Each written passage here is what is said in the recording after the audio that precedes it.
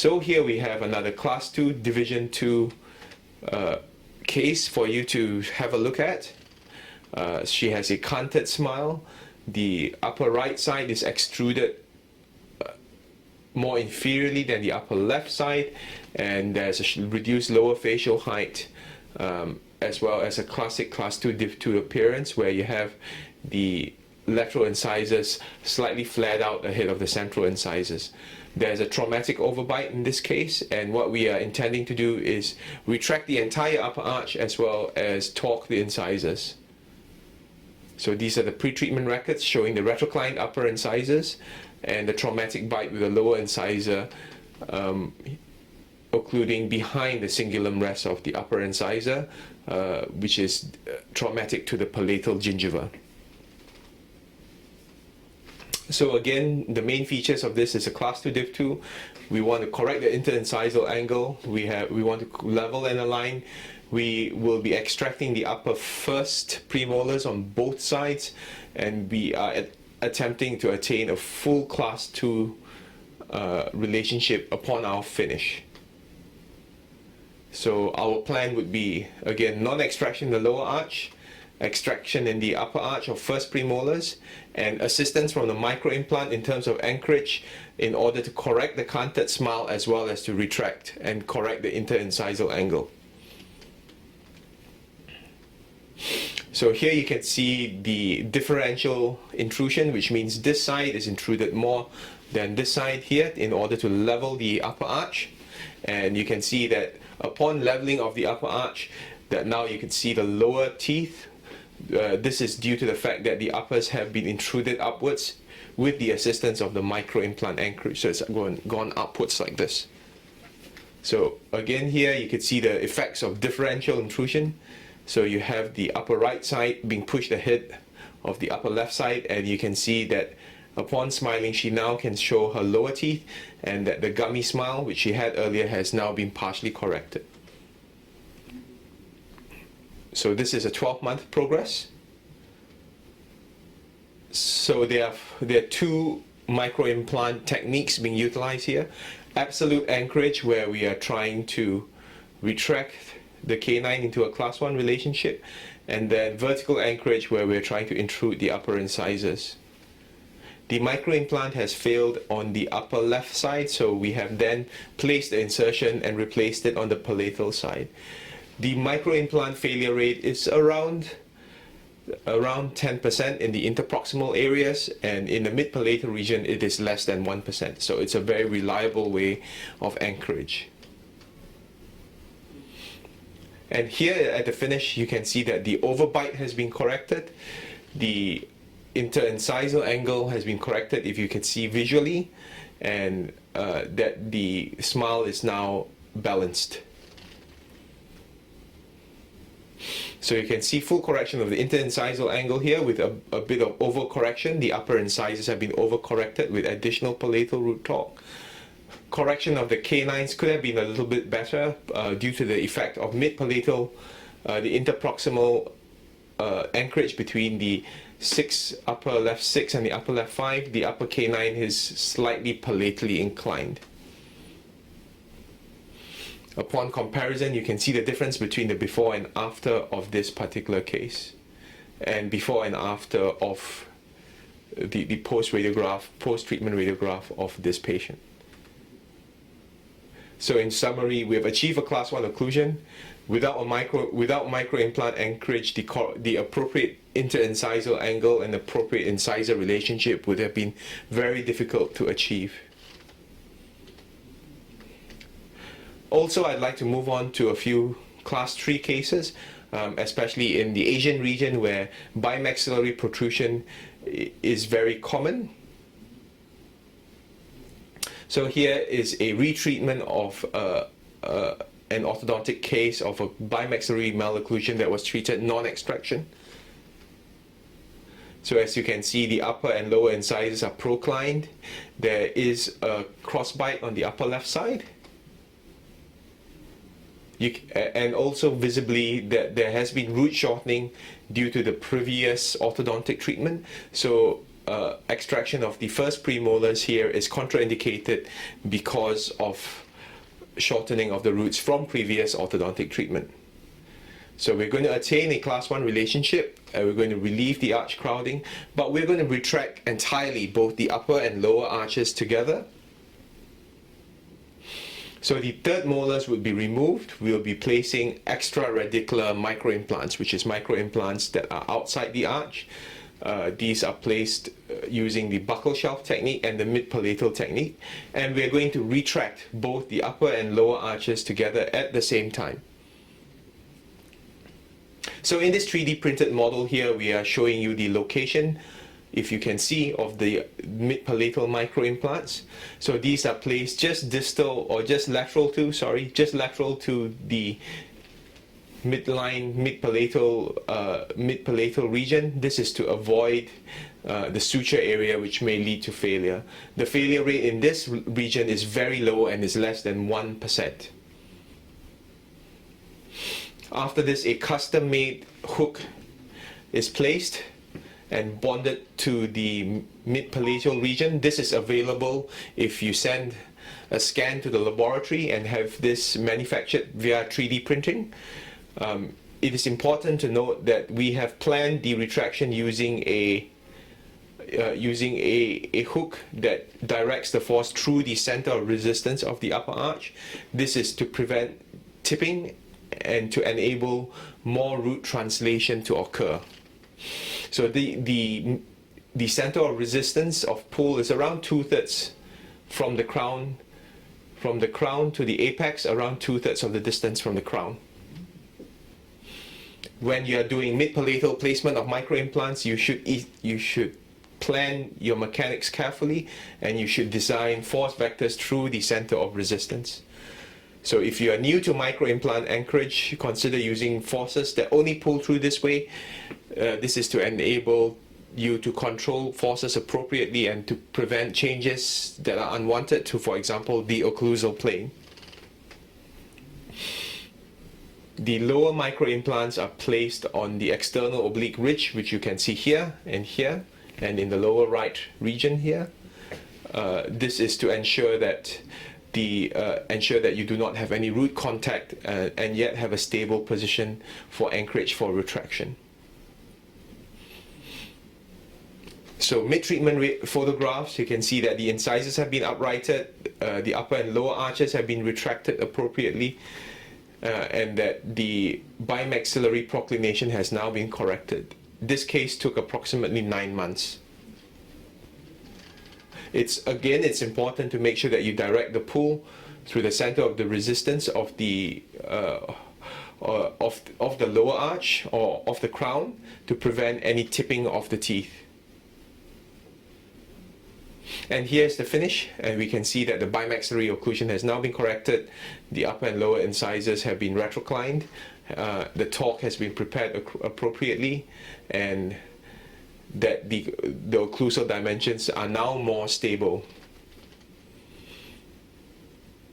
So our post-treatment and pre-treatment comparisons support that, and now the patient has a much more flatter profile. Again, comparison of pre-treatment and post-treatment, and you can see that the amount of controlled retraction that has occurred whilst preserving or preventing additional root resorption. Again, in summary, the design of the force application has to be thought through before starting treatment to ensure that the upper and lower arches are retracted appropriately.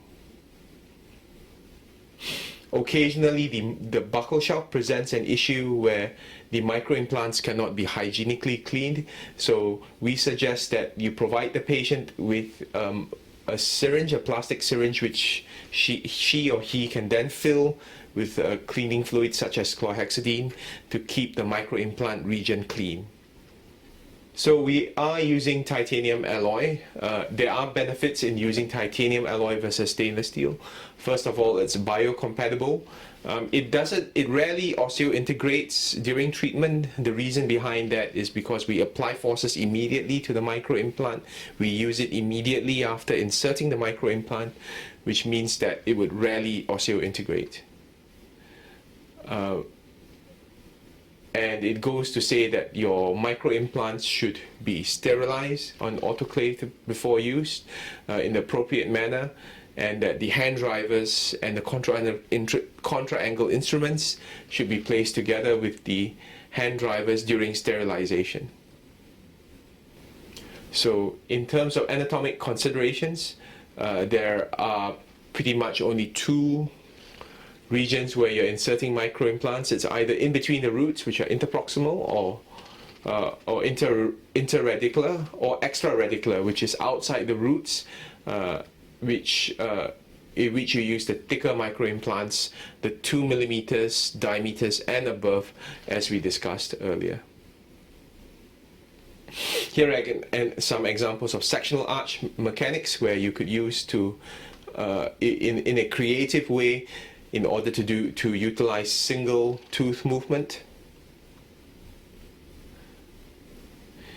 And in terms of mid-palatal insertion, the insertion of mid-palatal microimplants should be of 1.6 millimeters and above. The 2 millimeter microimplants are used earlier as shown in maxillary expansion and maxillary skeletal expansion, which is supported by microimplants. So as you can see here, the upper molars have been held in place, or extrusion has been prevented in order to increase the overbite. Previously she had an open bite, and now she has the bite closure has taken place. In order to assist that, the lower incisors have been retracted or rotated in an occlusal fashion. So there has been some extrusion of the lower incisors through the rotation of the occlusal plane through buccal shelf microimplants, which are not shown in this video. So when you insert your microimplants, the head of the driver can be used as a point of force application, as well as twisting at the same time to ensure reliable delivery. All right. So the first generation of bracket head requires very precise positioning. However, we have changed this system to allow for more easier insertion and direct bonding of the microimplant head. The other uses of microimplants include uprighting molars, which in here you can see that has been applied to upright the lower right, second molar after the removal of the lower right third molar, and it has uprighted these molars very successfully through extraradicular buccal shelf insertion. Again, we should emphasize that you should use a 2 millimeter or thicker microimplant in this region. So this is a 2x8 or a 2x12 millimeter microimplant, and the molar has been successfully uprighted. In addition to that, you could also use microimplants in very imaginative ways. One is to intrude this particular molar on the upper right side here, as well as to upright or as a prosthetic base for the to aid prosthetic insertion of an implant later, in order to perform root movement of the lower right third molar, which has mesialized the lower right third molar in this instance. So moving on to another scenario, now we move on to something that's very common in Southeast Asia: severe bimaxillary proclination, excessive gingival display or gummy smile, as well as an open bite. This patient would have been done surgically, except that she has a medical condition which prevents surgical orthodontic treatment. So as you can see, this is a skeletal open bite. There is vertical maxillary access. There is a soft tissue component to it as well, and there's significant mentalis strain upon lip closure. So in the pre-treatment intraoral photo, she's missing a lower right first molar, missing a lower incisor, either on the right or the left, and as well as that, you can see the open bite and the severe bimaxillary proclination. So she has a medical condition which prevents us from doing surgical intervention. She has residual roots from a broken down lower right first molar, and she has a missing lower incisor. So in the radiographs, again, the upper incisors are a very proclined inclination. There's a very steep mandibular planes angle due to vertical maxillary excess. And also the radiographic tracing indicates a class 2 skeletal base. We are going to treat her with upper lower fixed appliances. We are going to extract the upper right second premolar and the upper left first premolar and the lower right second premolars. We shall only perform these extractions only when she is in a stainless steel arch wire. So as you can see, this is the mid-treatment pictures in progress. What we have done is to enhance anchorage in the upper arch. We have placed 2 mid-palatal microimplants to prevent the upper molars from extruding while we are retracting the upper incisors. So this has the retraction of the upper incisors has also caused them to the bite closure to come into effect, as well as the intrusion of the upper molars and lower molars in order to allow auto-rotation of the occlusal plane. And you can see that the effect of these combined mechanics and microimplant anchorage is that now the auto-rotation has allowed the lower jaw to come further upwards, as well as increased incisor contact and an increased overbite. So this effect is shown in the x-rays, where you can see that the molar has been either held in place or slightly intruded, and that there is some auto-rotation of the occlusal plane. In these 2 years of treatment, we can see that now the overbite has been corrected, the incisor inclination has been corrected, and that the patient's older extraction space has been fully closed. When you inspect the post-treatment records, you can see now that the mentalis strain is now reduced. She can close her lip, and that the aesthetics of her face have been much improved. So this is pre-treatment and the post-treatment comparison here again. We have achieved successful camouflage of this case. The upper lips and the lower lips are now more relaxed, and she's able to achieve better lip closure through the assistance of well-controlled, efficient and effective microimplant anchorage. Furthermore, you can have a look at the post-treatment and pre-treatment dental photos, and you can see how the microimplants have assisted. The mid-palatal microimplants have assisted in retraction of the upper arch. Microimplants have a very, very wide range of usage.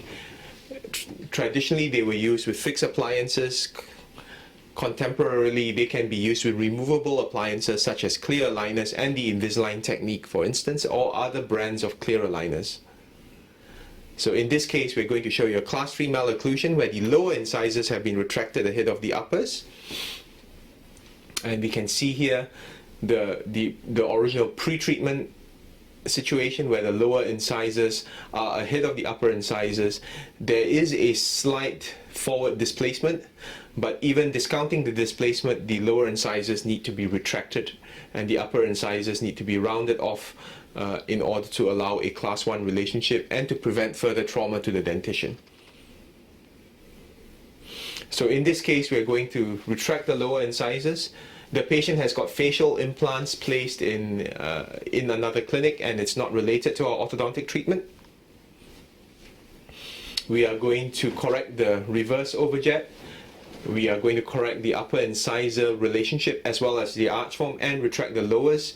We are going to do that by using lower buccal shelf microimplants, which are placed on the buccal shelf on the right and the left side of the patient. And we are going to use the upper and lower clear aligner system in order to move these teeth while we are achieving this correction.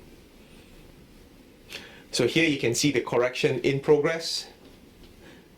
Here you can see the achievement, the treatment in progress. There are attachments on these teeth which are related to the clear aligner system, and the lower arch is being retracted by the assistance of microimplant buccal shelf microimplants in order to achieve a class 1 incisor relationship. So you can see that the overjet has now been corrected, the lower arch has been retracted, the upper arch has been corrected, and the arch form has been placed in such a way to achieve this correction. And this is the post-treatment photos. And you can see class 1 correction has been achieved. The lower left and lower right premolars were left at 180-degree rotation because it was considered not worthwhile to correct these with the clear aligner system, and it would have extended the time in treatment to correct these with auxiliaries. But a class 1 correction has been achieved. So you could see in the treatment summary, the before and after, that the correction has now been achieved. In our final case, we're going to talk about non-extraction class 2 division 2 malocclusions on a class 2 skeletal base, traditionally where we would have attempted extractions perhaps because of crowding. So as you can see here, this is a case where the canines have been crowded out. This is a severe crowding in both the upper and lower arches. With our microimplant system, we have placed a microimplant system mid-palatally in order to retract the buccal segments in the upper arch to create space for the anteriors so that you can round off and produce an appropriate arch form in the anteriors without causing excessive blowing out or excessive proclination of the upper arch.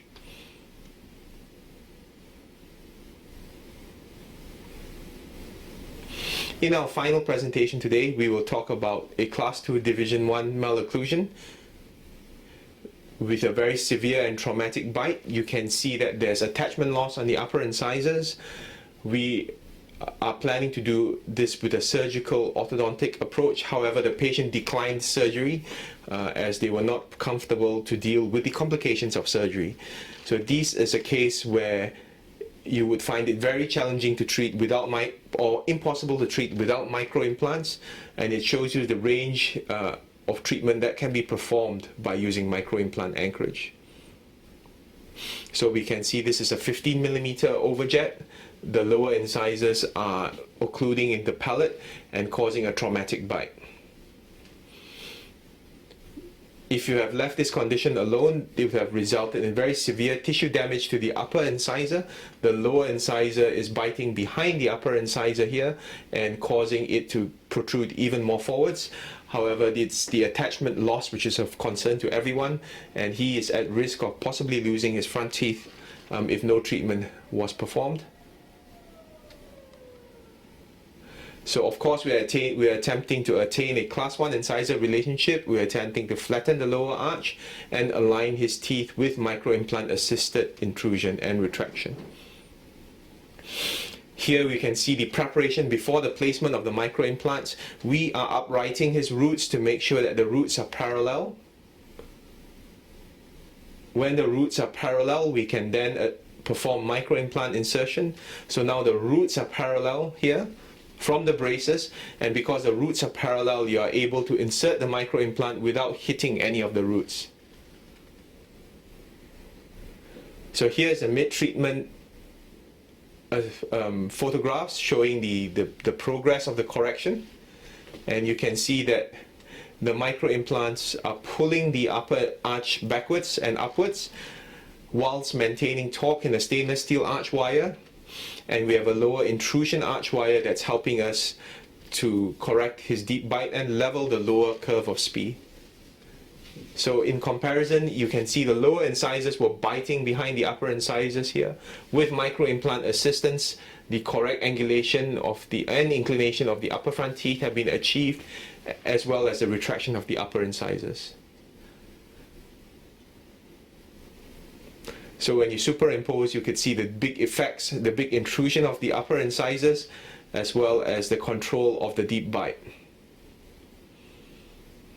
So here you could see the lower arch being leveled, the upper arch correction is in progress, and at the end of treatment, you can see that after the space closure has occurred, that although there is a slight curve of spee left, you can see that the overbite has been corrected and the upper teeth are the upper teeth are now not only well aligned, but they have a little bit more soft tissue coverage protecting them from damage. The interincisal angle has been corrected as well, hopefully aiding future stability. With microimplant anchorage, you can see that your envelope of correction is increased. Whichever appliance you use, you could be using a fixed appliance or a clear aligner or Invisalign or lingual braces, but you have a much greater range of treatment.